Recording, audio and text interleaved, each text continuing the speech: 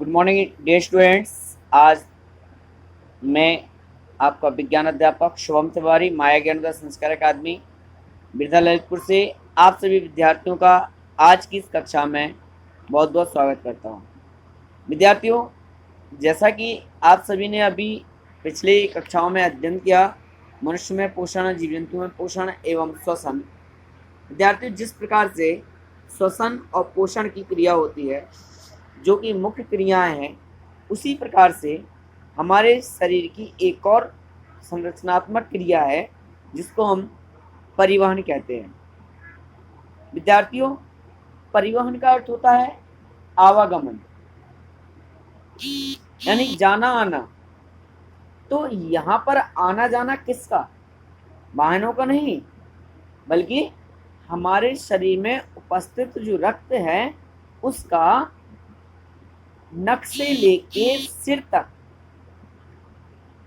की कोशिकाओं या अंगों तक शुद्ध रक्त को पहुंचाना और वहां से अशुद्ध रक्त यानी जो कार्बन डाई युक्त रक्त है उसको फेफड़ों तक लाना और पुनः ऑक्सीजन के माध्यम से उस रक्त का शुद्ध होना, फिर पुनः उन नलिकाओं द्वारा शरीर के भिन्न भिन्न भागों तक पहुंचना, अर्थात शुद्ध और अशुद्ध रक्त का परिवहन। जंतुओं में, पौधों में शुद्ध और अशुद्ध रक्त का जो परिसंचरण होता है वो किस प्रकार से होता है? अर्थात जो श्वसन के समय ऑक्सीजन हम ग्रहण करते हैं, कार्बन डाइऑक्साइड गैस को बाहर निकालते हैं, इसका आदान प्रदान कैसे होता है? आइए इस क्रिया को जानने के लिए हमें इस लेसन से संबंधित बहुत सारी बातों को जानने का प्रयास करेंगे और सीखेंगे। विद्यार्थियों, हमारा जो शरीर है वह शरीर किस प्रकार की क्रियाएं करता है, इनको जानना बहुत ज़रूरी है। तो आइए इस लेसन को प्रारंभ करते हैं और जानते हैं इस लेसन का मुख्य उद्देश्य।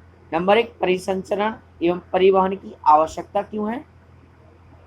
जंतुओं का परिसंचरण तंत्र, रक्त, रक्त का वर्ग, रक्तवाहिनियां, हृदय स्पंदन, रक्त आधान और ब्लड बैंक क्या कहलाते हैं?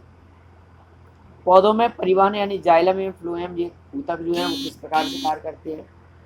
आइए देखते हैं। सबसे पहले परिसंचरण या परिवहन की आवश्यकता क्यों पड़ी? विद्यार्थियों, पिछले पाठ में हमने जाना था कि ऑक्सीजन को जब हम श्वसन के समय ग्रहण करते हैं तो वह ऑक्सीजन हमारे फेफड़ों में उपस्थित जो वायु कोश होते हैं उनमें पहुंचती थी। तो उनमें वह पहुंचकर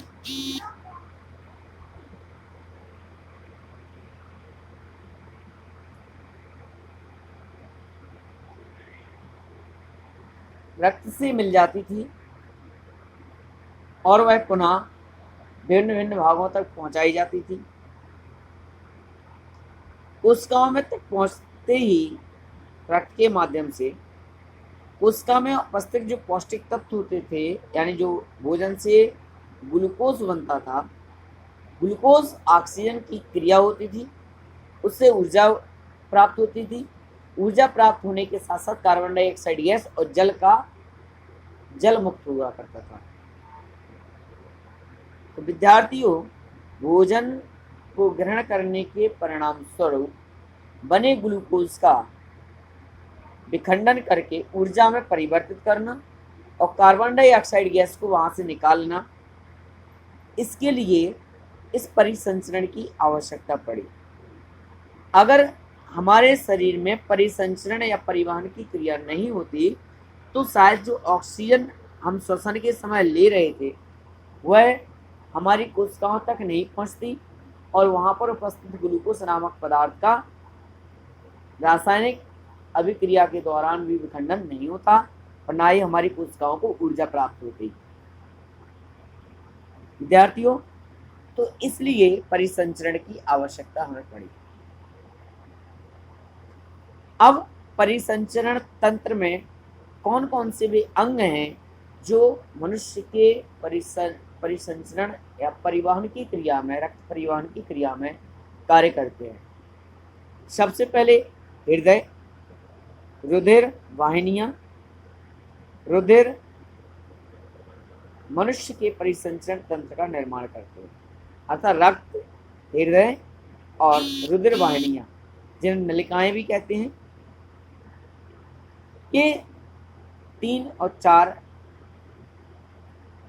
भाग हैं जो परिसंचरण तंत्र का निर्माण करते हैं और परिसंचरण तंत्र के माध्यम से हमारे शरीर में रक्त का परिवहन होता है, कार्बन डाइऑक्साइड गैस और ऑक्सीजन का आदान प्रदान होता है। ऑक्सीजन युक्त रक्त इन वाहिनियों द्वारा विभिन्न भागों तक पहुंचाया जाता है और कुछ वाहिनियां होती हैं जैसे कि धमनी, तो धमनियों के माध्यम से यह रक्त कई भागों तक पहुंचाते हैं और सिराओं द्वारा यह विभिन्न भागों से कार्बन डाइऑक्साइड को फेफड़ों तक लाया जाता है। आइए विद्यार्थियों, सबसे पहले जानते हैं हृदय।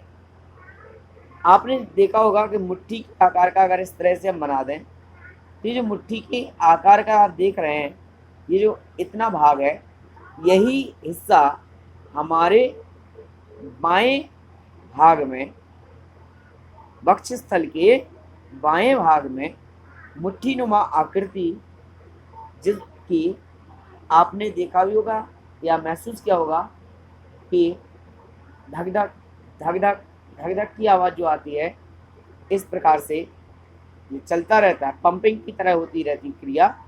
ये जो भाग है, यही भाग हमारा हृदय कहलाता है। अब इस भाग में कौन कौन सी